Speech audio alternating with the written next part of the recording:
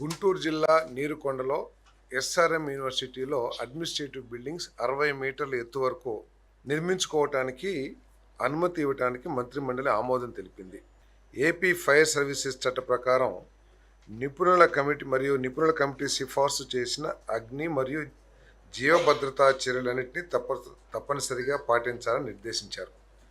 ఇది యాక్చువల్గా national building code ప్రకారం 30 మీటర్ల ఎత్తు వరకే పర్మిషన్ ఉంటుంది.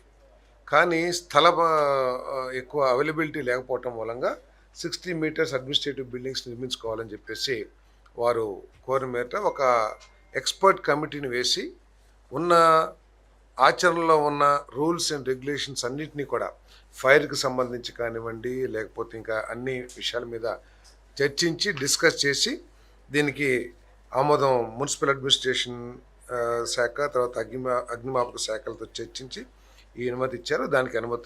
దానికి కేబినెట్ ఆమోదం తెలిపిందని చెప్పేసి మనం చేస్తాం. అదేవిధంగా గౌరవ హైకోర్టు ప్రతిపాదించిన విధంగా 96 కొత్త కోర్టులు ఏర్పాటు చేయడానికి మరియు వాటికి నామకరణ చేయడానికి additional district and session judge court, civil judge court, civil judge కోర్టుకు అవసరమైన 1730 పోస్టులు సృష్టించడానికి, ప్రతి కోర్టులో మసాల్చీ సేవలను అడ్మినిస్ట్రేషన్ ఖర్చులో భాగంగా అవసరం మేరకు వినియోగించుకోవడానికి మరియు న్యాయాధికారుల పోస్టుల సంఖ్యను సంబంధిత కేడర్స్ స్ట్రెంత్లో చేర్చడానికి మంత్రిమండలి ఆమోదం తెలిపింది. ఇదేంటంటే సుప్రీంకోర్టు ఉత్తర్వుల ప్రకారం, డైరెక్షన్స్ ప్రకారం సివిల్ కేసులు కానివ్వండి, క్రిమినల్ కేసులు కానివ్వండి 5 సంవత్సరాలకి మించి ఉండకూడదు అని చెప్పేసి కొన్ని డైరెక్షన్స్ ఇవ్వటం జరిగింది.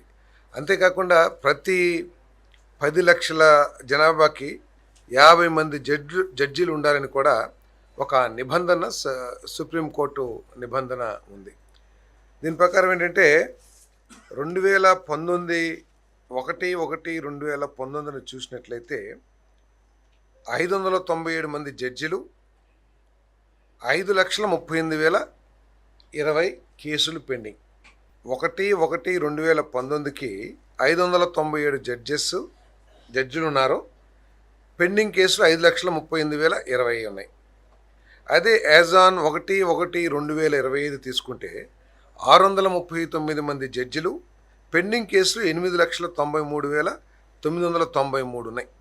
సో ఒక్కొక్క జడ్జికి 2019 లెక్కల ప్రకారం ఒక్కొక్క జడ్జికి 963 కేసులుంటే 2025కి ఒక్కొక్క జడ్జి గారికి 1,474 కేసులు ఉన్నాయి.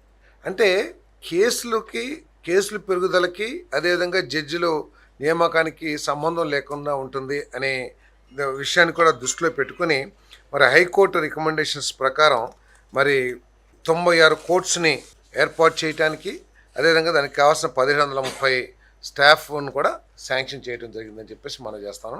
ఈ 1,730 పోస్టులను కూడా ముఖ్యమంత్రి గారు ఏదైతే జాబ్ క్యాలెండర్లో మనం రిలీజ్ చేసామో 10,060కి దాంట్లో కలపడానికి ఉన్న అవకాశాలను కూడా పరిశీలించి అవసరమైతే ఆ నోటిఫికేషన్లోనే తీసుకొస్తానికి కూడా ప్రయత్నం చేయమని చెప్పేసి చెప్పారని తెలియజేస్తాను. అదేవిధంగా వడ్డేర సంఘాలకు పరిశ్రమలు అండ్ వాణిజ్యం, వడ్డేర సంఘాలకు క్వారీ లీజులు ప్రాధాన్య ఎంపిక ప్రాతిపదికన కేటాయించడానికి మరియు ప్రీమియం మొత్తం మరియు సీనరేజ్ ఫీజులో 50% రాయితీ ఇవ్వడానికి ప్రతిపాదిత మార్గదర్శకాలకు మంత్రిమండలి ఆమోదం తెలిపింది. మీ అందరికీ తెలిసిందే, తెలుగుదేశం కూటమి ప్రభుత్వం అధికారంలోకి వచ్చినప్పటి నుంచి కూడా రాష్ట్రంలోని బలహీన వర్గాలకి అనేక రాయితీలు ఇచ్చి వారి వృత్తుల్ని అభివృద్ధి చేయడానికి కానీ ఎంకరేజ్ చేయడానికి కానీ ప్రయత్నం చేస్తూ ఉంది. దాంట్లో భాగంగానే నాయ బ్రాహ్మణులకి 10,000 నుంచి గౌరవ వేతనాన్ని 25,000కు పెంచడం కానివ్వండి, మత్స్యకారులకి వేట నిషేధిత సమయంలో 10,000 నుంచి 20,000 పెంచడం కానివ్వండి, మరి నాయ బ్రాహ్మణులకి షాప్ పెట్టుకుంటే 200 యూనిట్లు ఫ్రీగా, మరి పద్మశాలులకి హ్యాండ్లూమ్ అయితే 200 యూనిట్లు, పవర్లూమ్ అయితే 500 యూనిట్లు, మరి గౌడ సోదరులకి వైన్ షాప్స్లో, బార్స్లో 10% రిజర్వేషన్.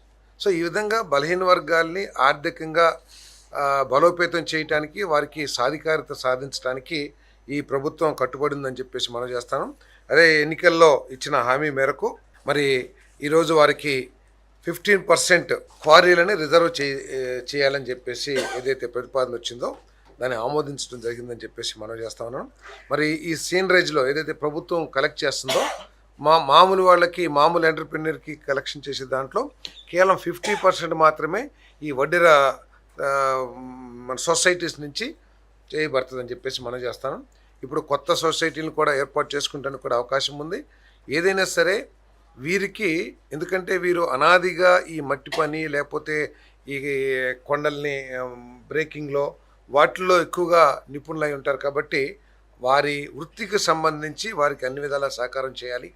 వారికి అవసరమైతే ఏదైనా ఎక్విప్మెంట్స్ కావాల్సి వస్తే వాటిని కూడా వాళ్ళు పొందే విధంగా ఆర్థిక సాయం కానీ, బ్యాంకులకు కానీ డైరెక్షన్ ఇవ్వాలని కూడా ముఖ్యమంత్రి గారు సూచించడం జరిగింది. మొత్తం మీద వడ్డెర సోదరులకి మేలు జరిగే విధంగా విధానాలు రూపొందించని చెప్పేసి కూడా ముఖ్యమంత్రి గారు సూచించడం జరిగిందని చెప్పేసి నేను మనవి చేస్తాను. అదేవిధంగా చిత్తూరు జిల్లా కుప్పంలో జిఓఎంఎస్ నెంబర్ 4 బీసీ వెల్ఫేర్ శాఖ 6/5/2025న కొత్తగా మంజూరైన Mahatma Jyotiba Phule Andhra Pradesh backward classes welfare residential స్కూల్లో ఇప్పటికే మంజూరైన పోస్టులకు 9 టీచింగ్, 17 నాన్ టీచింగ్, అదనంగా ఒక పీఈటీ పోస్టు నెలకు 16,350 గెస్ట్ బేసిస్లో, ఒకటి స్టాఫ్ నర్స్ పోస్ట్ నెలకు 19,350 రూపాయలు గెస్ట్ బేసిస్లో, మరియు ఒక రికార్డ్ అసిస్టెంట్ పోస్టుకు 15,000 అవుట్సోర్సింగ్ బేసిస్లో మంజూరు చేయడానికి చేసిన ప్రతిపాదనలను ఆమోదించడం జరిగిందని చెప్పేసి నేను మనవి చేస్తాను. అంటే ఆల్రెడీ జీవో ఇచ్చారు, ఆ జీవోని క్యాబినెట్ ఆమోదించిందని చెప్పేసి మనవి చేస్తాను.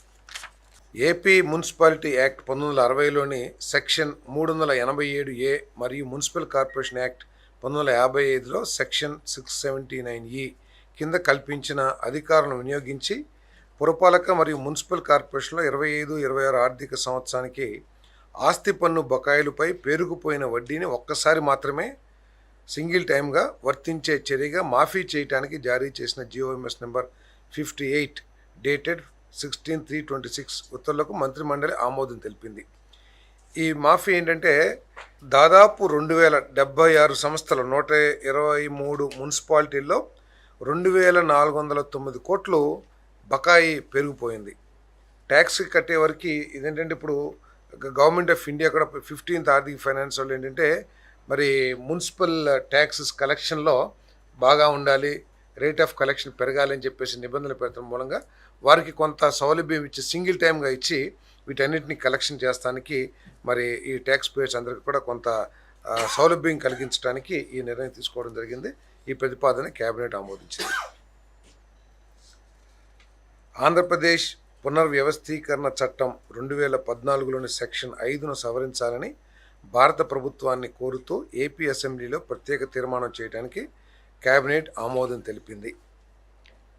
ఈ సవరణ ప్రతిపాదనల కింద సెక్షన్ 5లోని సబ్సెక్షన్ 2లో అమరావతి వద్ద ఎట్ అమరావతి అనే పదాన్ని చేర్చాలని, మరియు సెక్షన్ 5 వివరణకు మరియు అమరావతి అనగా ఏపీ రాజధాని ప్రాంత అభివృద్ధి ప్రాధికార సంస్థ ఏపీసీఆర్డీఏ చట్టం 2014 కింద నోటిఫై చేయబడిన రాజధాని నగర ప్రాంతాలు కూడా కలిసి ఉంటాయి అనే పదాలను చేర్చాలని తీర్మానించారు. దాన్ని కేబినెట్ ఆమోదం తెలిపిందని చెప్పేసి మనం చేస్తాం. దీనికి సంబంధించి ఆంధ్రప్రదేశ్కి సంబంధించిన క్యాపిటల్ అమరావతికి 5 సంవత్సరాల్లో జరిగిన తంతు ఏమిటో, ఏ విధంగా రాజధాని లేని రాష్ట్రంగా ఏ విధంగా వెనకబడిపోయింది మనందరికీ తెలిసిందే. మరి 2014-19 మధ్యలో అమరావతిని రాజధానిగా ఏర్పాటు చేసినా కూడా తర్వాత వచ్చిన ప్రభుత్వం రాజకీయ దుక్తతో కానివ్వండి, రాజకీయ కక్షతో కానివ్వండి, లేకపోతే ప్రాంతం మీద కక్షతో కానివ్వండి, డీసెంట్రలైజ్ పేరు మీద ఏపీసీఆర్డీ యాక్ట్ని రిపీల్ చేసి రాజధానిని 3 రాజధానులు అనే కొత్త నినాదాన్ని తీసుకొచ్చి ఏ ఒక్క రాజధాని కూడా పూర్తి చేయకోకుండా పూర్తిగా రాష్ట్రాన్ని అన్యాయం చేసిన విషయం అందరికీ తెలిసిందే. కాబట్టి మనం క్యాబినెట్ కూడా పోయినసారి 2025లో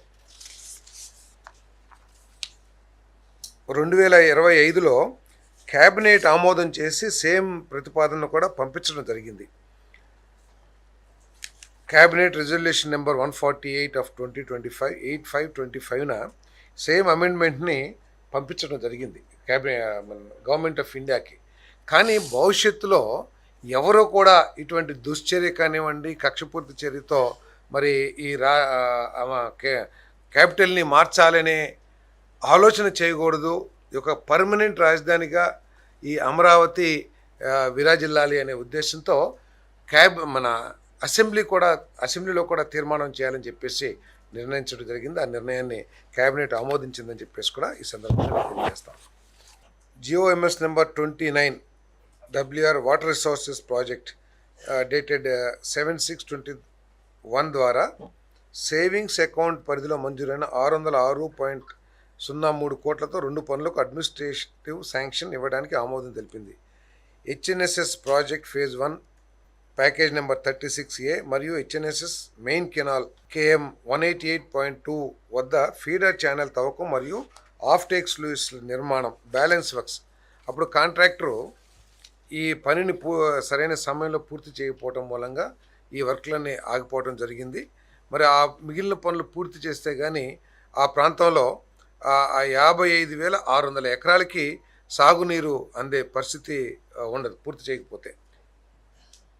అదేవిధంగా పొంగనూరు కెనాల్ విషయానికి వస్తే అక్కడ ఊహించిన దానికంటే కూడా ఎక్కువగా హార్డ్ రాక్ ఎక్కువగా రావటం, కావాల్సిన ఎంబాక్మెంట్కి కావాల్సిన ఎర్త్ లేకపోవటం, వీటన్నిటిని పరిగణలో తీసుకుని ఇప్పుడు కొన్ని డిజైన్స్లో మార్పులు చేయడం జరిగిందని చెప్పేసి మనం చేస్తాను. దానివల్ల ఖర్చు 51% పెరిగింది. దానికి ఈరోజు మరి క్యాబినెట్ ఆమోదం తెలిపిందని చెప్పేసి కూడా తెలియజేస్తా ఉన్నాను.